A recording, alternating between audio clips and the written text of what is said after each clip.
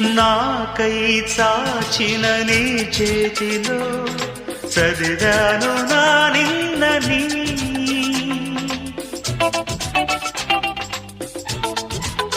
ఓ నాకై చాచిన నీ చేతిలో చదివాను నా నిన్నని. నాతో సాగిన నీ అడుగులో చూశాను మన రేపుని. పంచేందుకే ఒకరు లేని బతుకెంత బరువు అని, ఏ తోడుకి నోచుకోని నడకెంత అలుపో అని.